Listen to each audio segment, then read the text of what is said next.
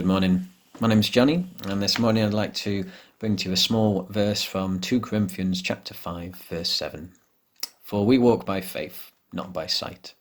There's a great amount that we could discuss in such a small statement here, but the reason that I want to bring it to you is because for me last Sunday we were singing the song Waymaker, and in Waymaker there is the lyrics, even when I don't see it, you're working, even when I don't feel it, you're working. And this was picked up in the service at the time, but it's something which has stuck with me the past couple of days. For it's very easy to see God in some of the big things, in the big miracles, the splitting of the Red Sea, and the miracles of Jesus.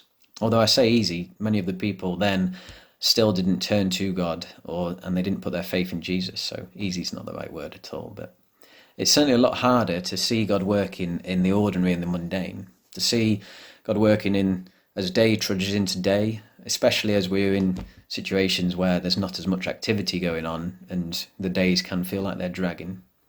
Yes, it can be much more difficult to see God working, and yet we're still asked to do this, to put our faith in him. We see an example of where the people were not able to see that in Malachi chapter 1, verses 2. This is where the prophet has brought a word from the Lord, and it starts off with, I have loved you, says the Lord. But you ask, how have you loved us?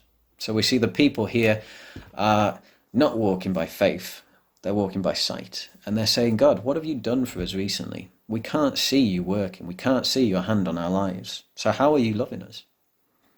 God's response here is to tell them to look at the favour that he's shown them in their history.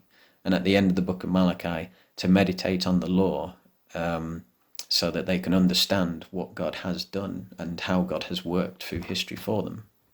So for ourselves, again, in church on Sunday, one part of the 3-point sermon was to look at where Jesus was, and that's on the cross. So we do need to be constantly looking at where Jesus was and what he's therefore done for us, and keep that in our mind.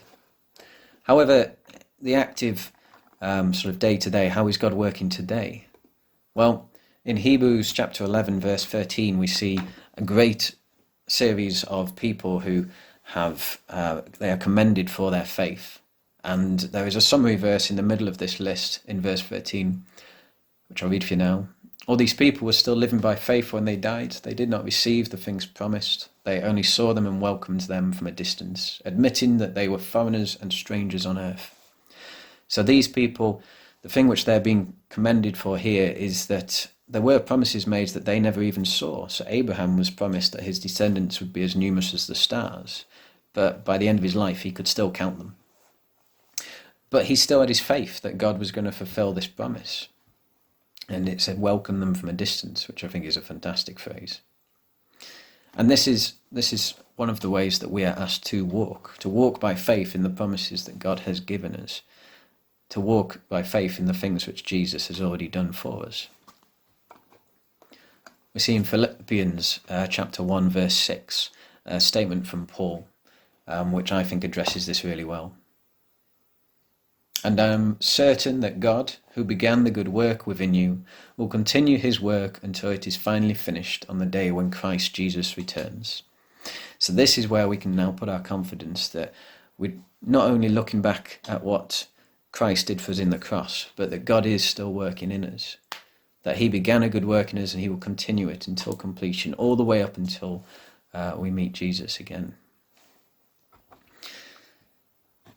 So the encouragement which I want to bring you this morning is when we feel that we can't feel the presence of God, when we feel that we can't see God's hand in our lives, that we do need to be looking back at what Christ has done for us, but at the same time to walk by faith, that every day to put our faith in the promises made, that even though sometimes we feel that we can't see, that God is still there, that God is every day working for us, and we just don't have the eyes to see it.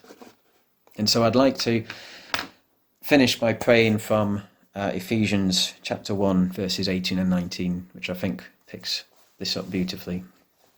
So let me pray. I pray that the eyes of your heart may be enlightened, in order that you may know the hope to which he has called you, the riches of his glorious inheritance in his holy people, and his incomparably great power for us who believe.